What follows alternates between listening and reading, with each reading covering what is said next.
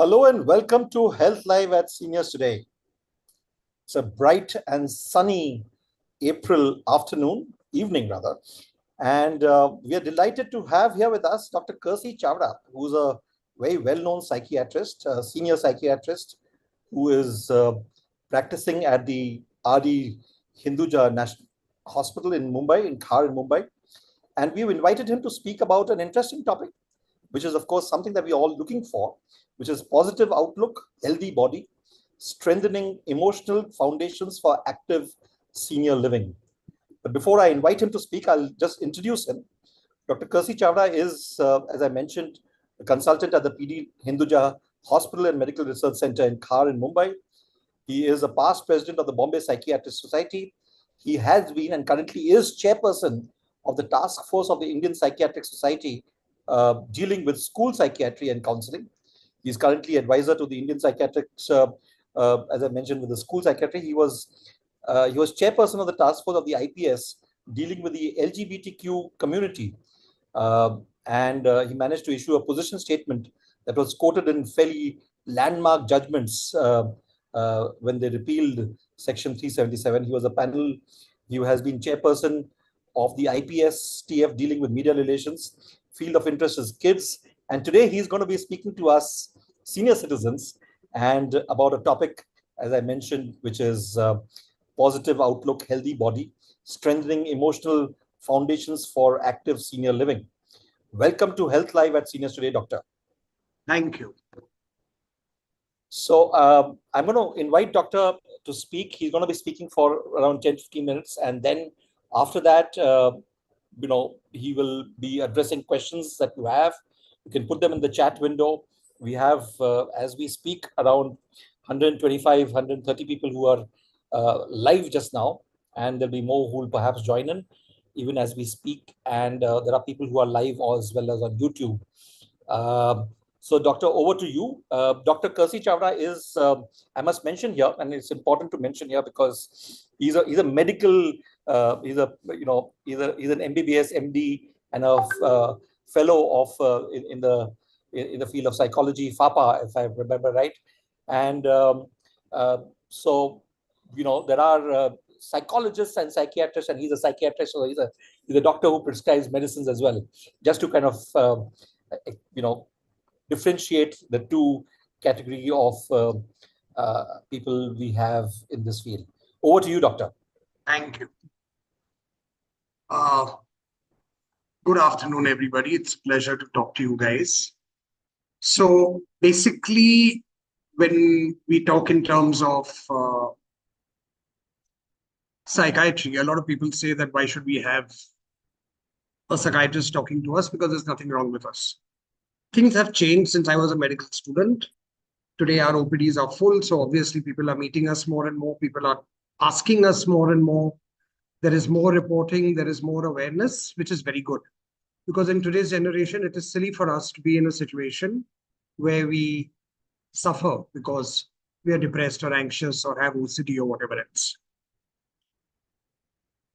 For the senior person, it becomes a little more difficult at times because a lot of people who have symptoms, their family members will say, oh, it's just because you're getting old.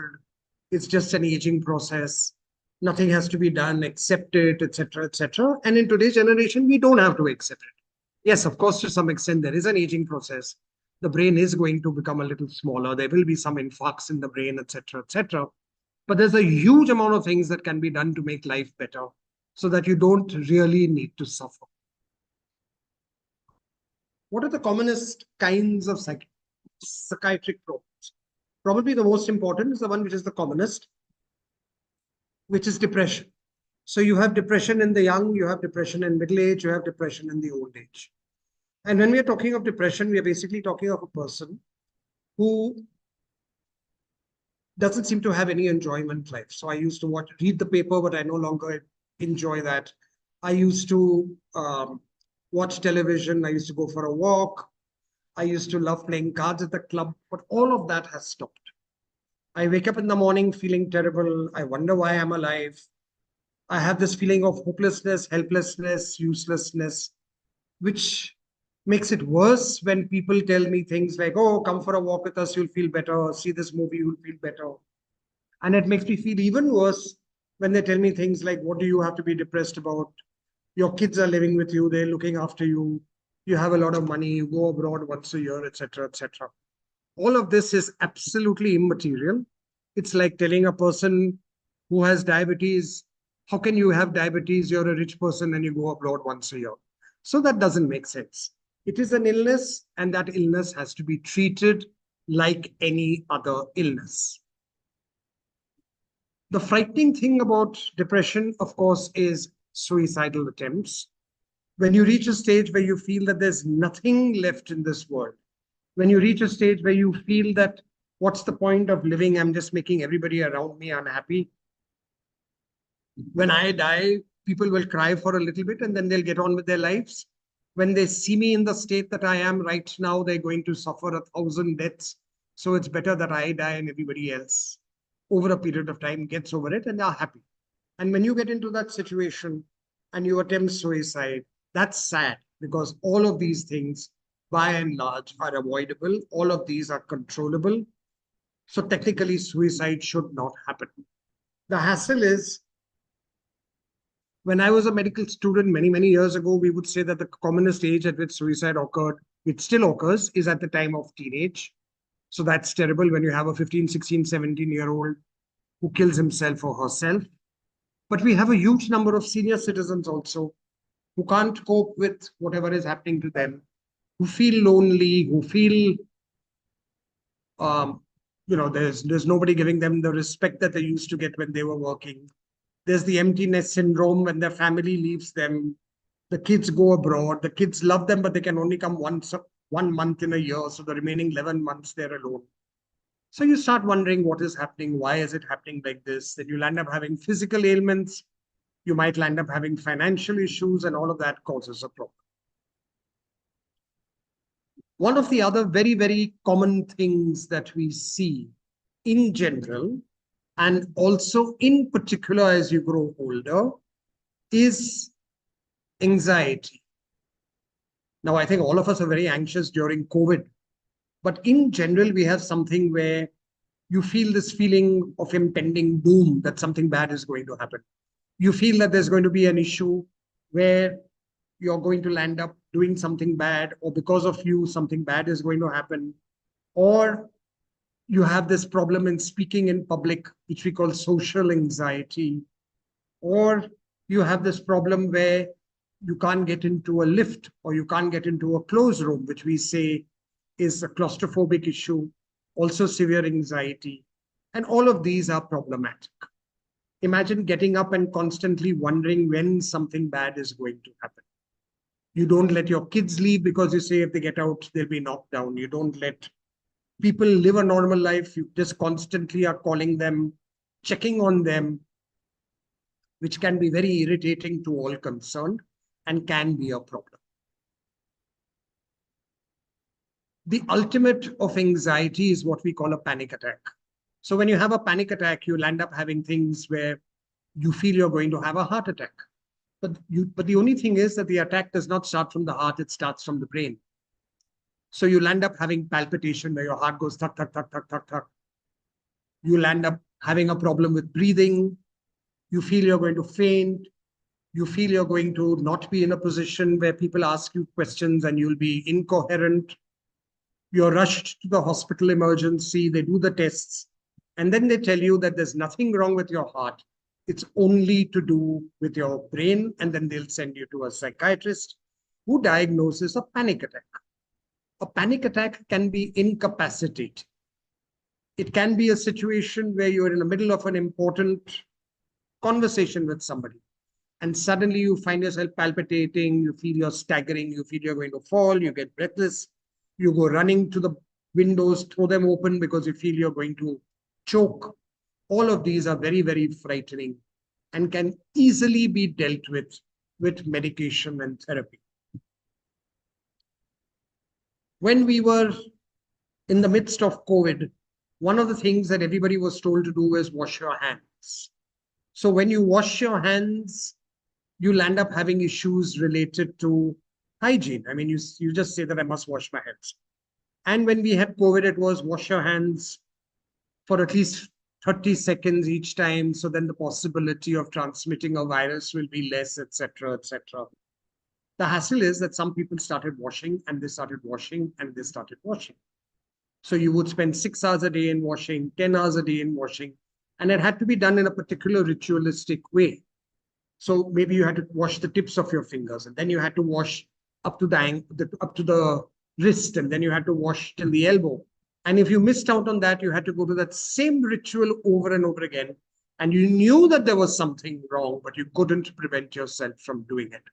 So you had this obsessive feeling with thought, which made you behave in a particular way, which caused a tremendous amount of anxiety. And in order to cope with that, you landed up doing a particular thing, which is called the compulsive action. And you had to do that compulsive action over and over and over again in order to gain control over the anxiety. And that is something that we needed to look at. OCD also very often is in terms of, you walk into a room and you see the pictures on the wall or the paintings on the wall and they're slightly askew. So you have to put them in a particular way or you're going to get very, very anxious. Things have to happen in a particular sequence, otherwise you get very anxious. And so on. You have religiosity. Sometimes religion can become an OCD. During the COVID time, people started praying. It's nice. It's nice to be spiritual.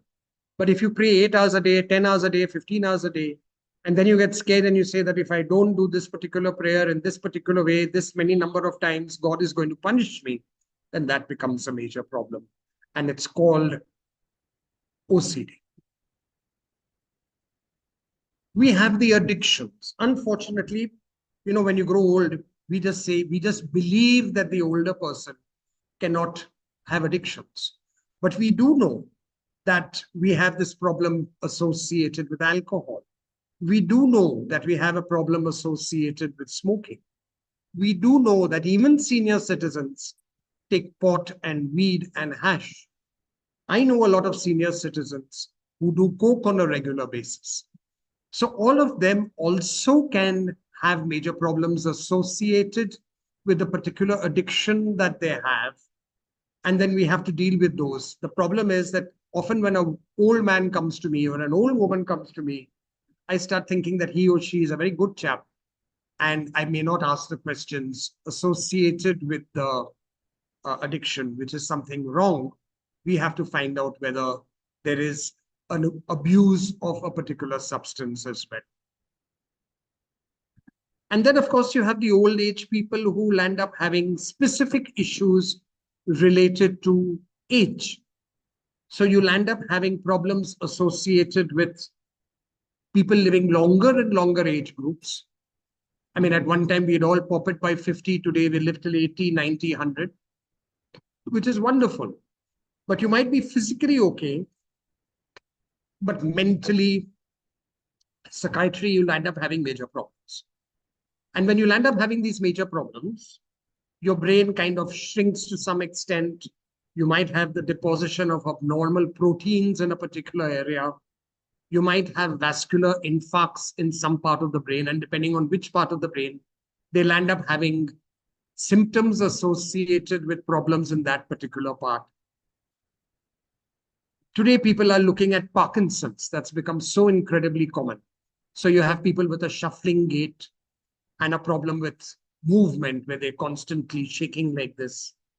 And we give them medication, and sometimes the medication can also cause problems over a period of time. But you don't have a choice.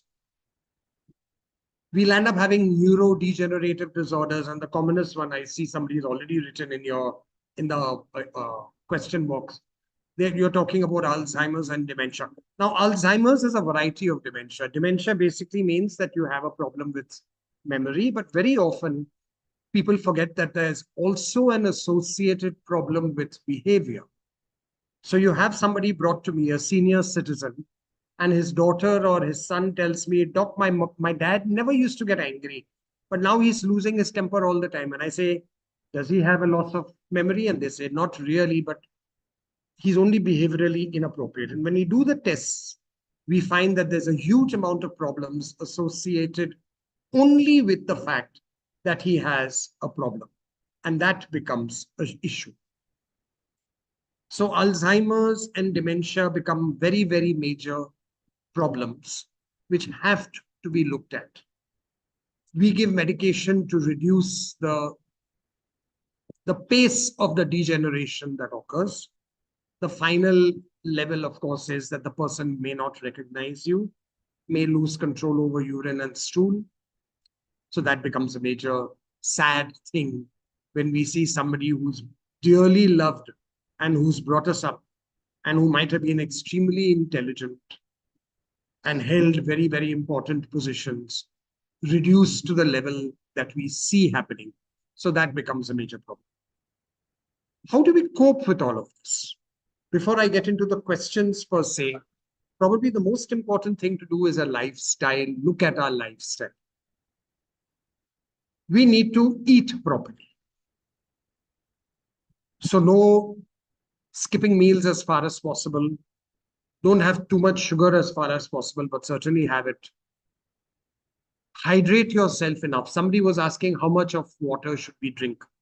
I normally say 1.5 to 2 liters minimum, but it all depends also on whether you have a cardiac history or whether you have any other illnesses, because then your consulting doctor will be in a position to provide you with specific data as to how much water you are permitted to drink, because maybe your heart is not in a position to pump out as much as a person who doesn't have an heart issue. Or maybe you have edema feet, which is pooling of fluids in your legs so that your legs seem swollen. And then when you press it, you get a kind of a pitting symptom over there, which we call pitting edema. So all of these things have to be dealt with by the consultant doctor, who will then tell you what needs to be done, who will then tell you what needs to be looked at and how much water you're supposed. We are also supposed to be looking at it in terms of what are the things associated with prevention to some extent of degeneration. And probably the most important thing is to stop smoking if you're having it. And I'm talking of stopping it, not having it occasionally, but at least if you can't stop it, then have it occasionally. If you're drinking, then drink, but don't over drink. And there's this debate about whether it's a good idea to have a glass of wine every day. It's still open to the jury. We haven't really reached any conclusions, even though there's a lot of research happening in that. So if you are drinking, restrict your alcohol. If you're not drinking, you don't necessarily have to start it because the book says. Certainly don't have drugs. It's essential that we look after ourselves physically. And when we're saying look after yourself physically, we're looking at it in terms of also exercise. Probably the most important parameter of good health, even in a senior citizen, is regular physical activity. If you've been regularly active when you were a young, just because you're old, and if you haven't been doing it, it's never too late to start. But of course, start off taking your doctor's advice. If you're not used to physical activity, we don't want you to jump into something strenuous, which might cause a problem physically, or might cause a problem with your heart, or might cause a problem with your respiration. That doesn't make sense. But like I said, the most important parameter of keeping yourself fit, where we are not looking after your blood pressure and your diabetes, which of course has to be done, is to do physical activity on a regular basis. And the rule of thumb seems to be 45 minutes, about 5 days in a week. That seems to be extremely effective. You can walk, run, cycle, swim, play a game, do yoga, go dancing. It doesn't matter what you do. And you don't necessarily have to do the same thing every day. You just have to be physically active. If you have a physical ailment, it is essential to take the appropriate medication. I am appalled at a lot of people who have migraine and they say, oh, I don't take a tablet because I'm going to wait till the end, then it becomes unbearable, I'll take it. And that's being silly. inflammation happening in your brain. You take one silly tablet, it'll abort that. You don't take it, and that inflammation will go on for a long time period, and you're going to end up having more damage to your brain than if you took that one tablet. Ditto for the medication that psychiatrists give. Everybody is frightened of psychiatrists' medication for some odd reason. I'm going to become a zombie. I'm going to sleep the whole day. I'm going to put on weight. I'm going to do this. I'm going to do that. I'm going to do the other. And that is all absolute, unadulterated nonsense. If there are side effects, the psychiatrist will deal with it. If there is a problem, if you have a problem, then you have to take it. It must be done in a particular way.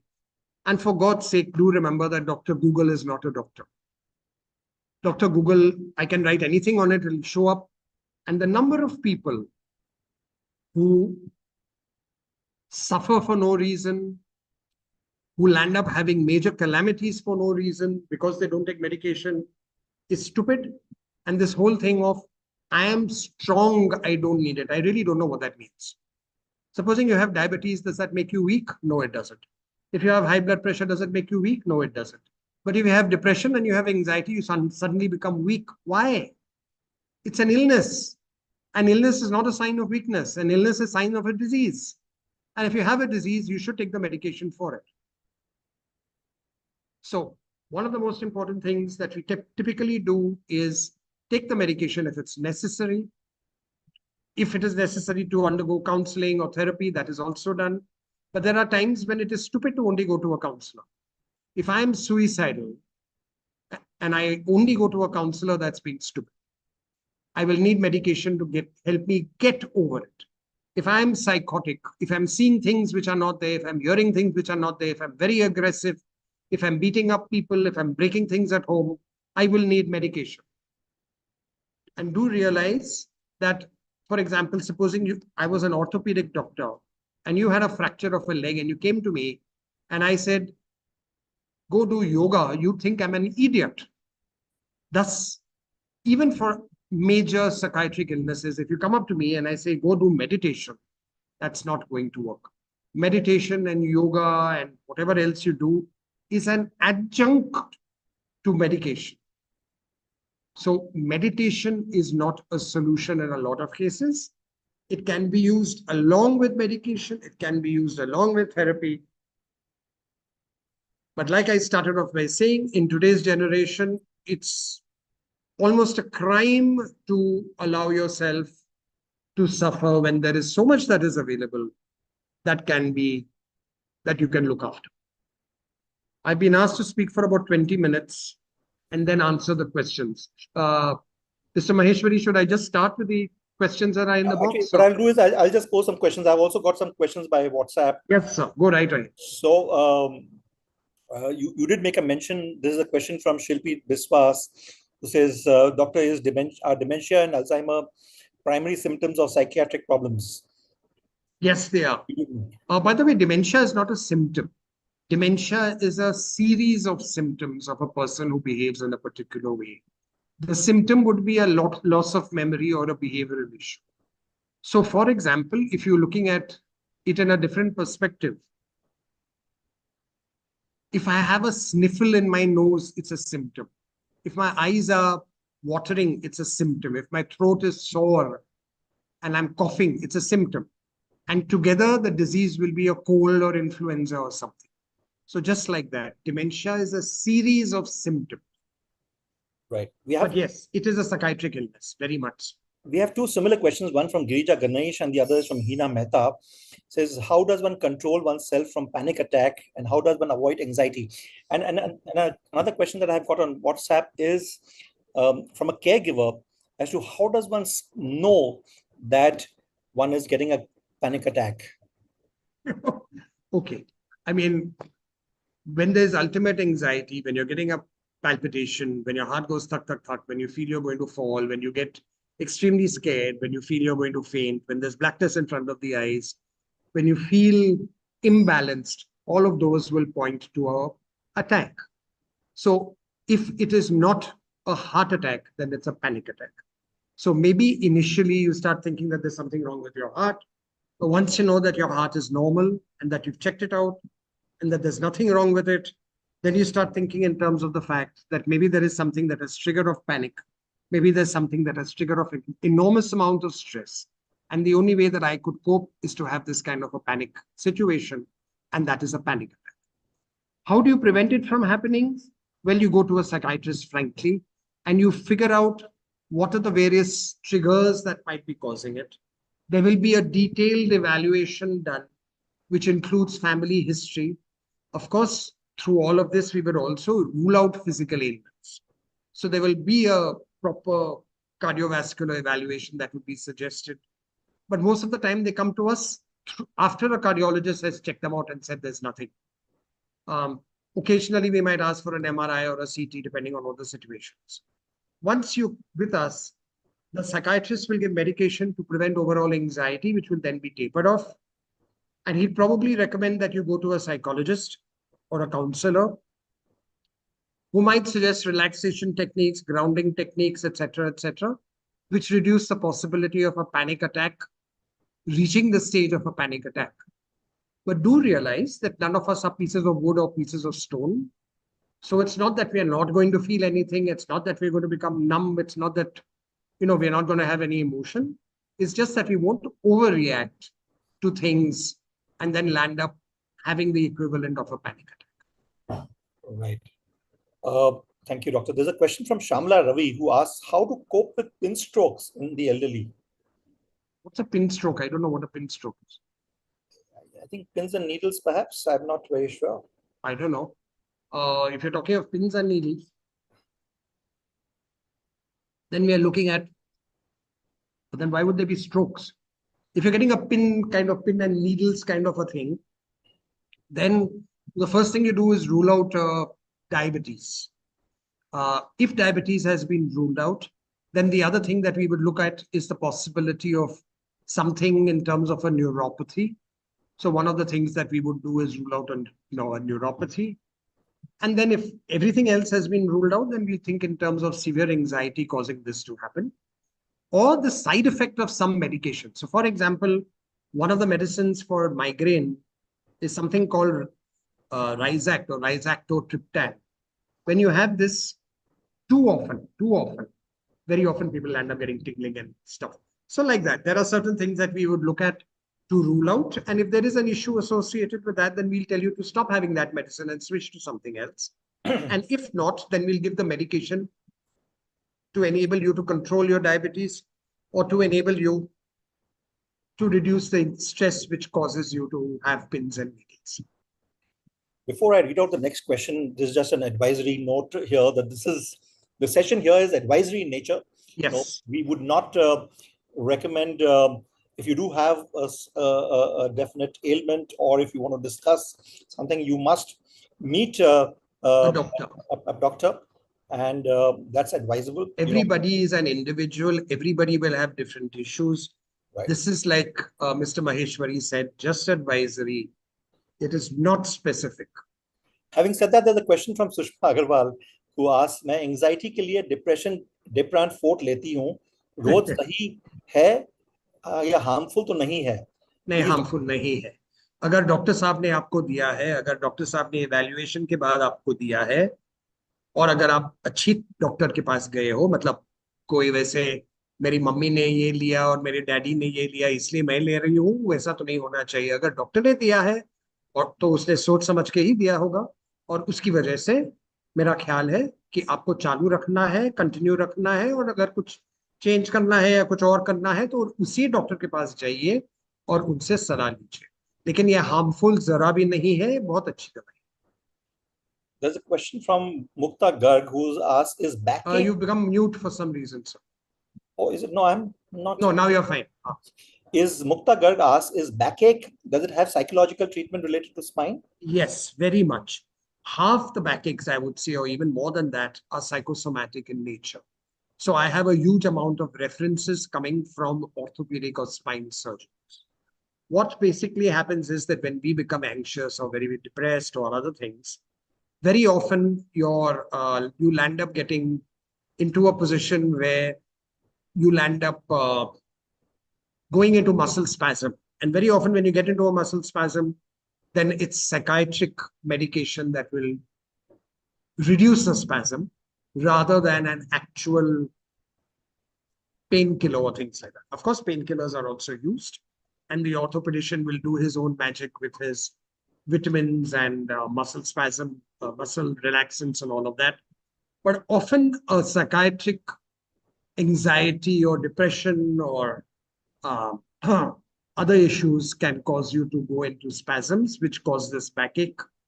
Bad posture is, of course, one of the things that we will always look at, and we go into the treatment of all of that. Right. There is a question that you've already answered. मैं alcohol ले सकता हूँ क्या? Obviously, in moderation. Uh, मुझे नींद नहीं आती. Depression से आ जाती है.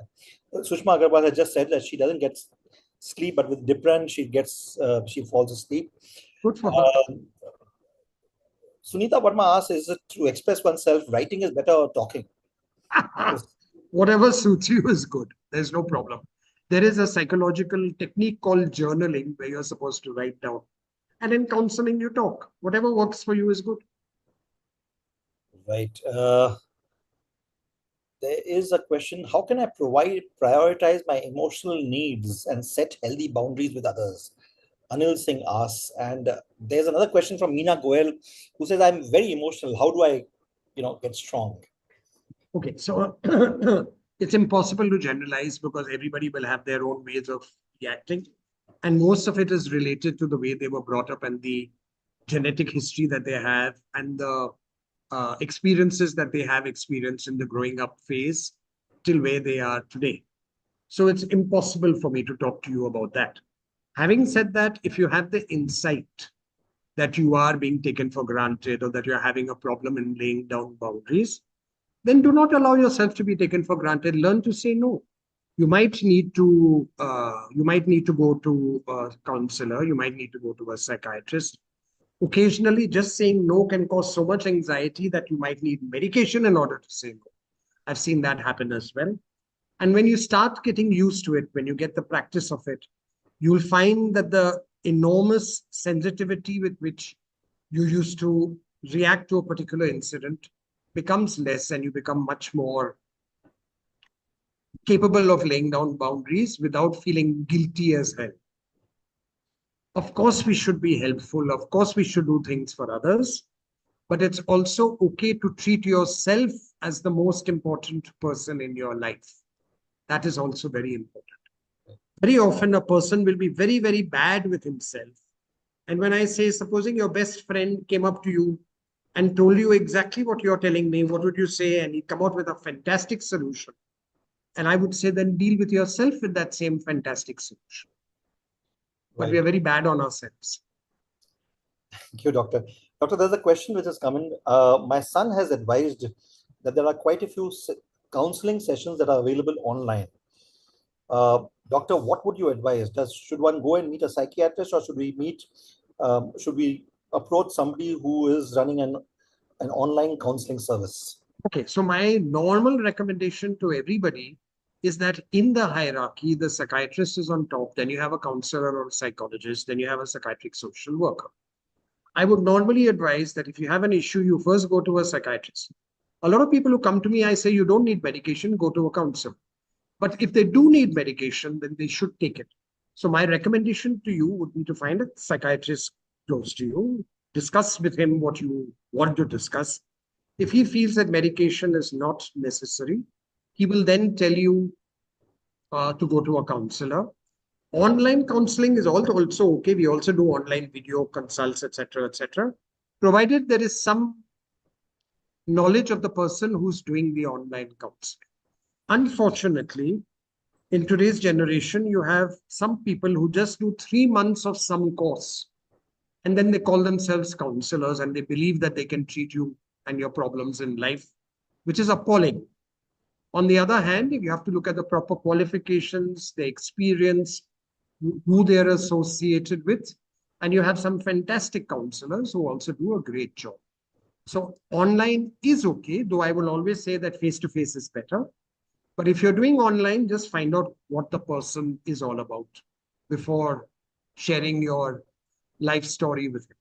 Right. So this person has said another question saying that online helps because, I can just be incognito. Okay. while we normally say that it does help, I will still say that there are lots of things that happen on a face-to-face.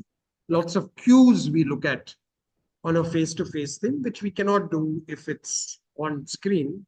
But for example, in COVID, we were only doing online. So works. Right. There are two more questions, doctor. One is from Mr. Satish Kalia, who's 79. He says, doctor prescribed me sodium valproate about 8 months back when I lost balance. I'm feeling okay for the last few months, but hope it's not too harmful if I Not keep. at all. It's a very good drug. And if you're feeling good with it, please continue. You, of course, have to go back and get regular follow-ups with your doctor. So if he's written it for 2 months, don't take it for 2 years. Go back after 2 months.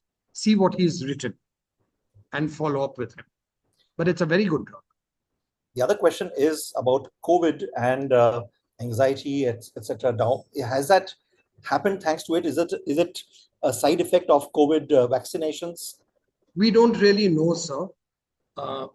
There's a lot of talk that it might be. There's a lot of talk that people are having cardiac issues much more than what we would expect them to, and maybe it happened because of COVID. There's a lot of talk about allergic reactions happening because of COVID, but nobody knows for sure. So I would be a little wary of blaming it for everything. Possibility is there. Anyway, you can't do anything about it. We've taken it. Thank you very much, Dr. Kersey Chavda, for this session that you've taken. I know you've taken a break and gone to Lonavala from Mumbai. So it's good that you could stay connected. The connections are good, which is good for the country, all of us. Yeah. And thank you very much. Thank you to the team at the Hinduja Hospital for facilitating this. And we will be back once again next Saturday at 5 p.m. for another session of Health Life at Seniors Today. Thank you once again to Dr. Kersey Chavda. Thank you. Thank you. It's a pleasure. Stay safe, stay healthy. Cheers. Yes. Bye.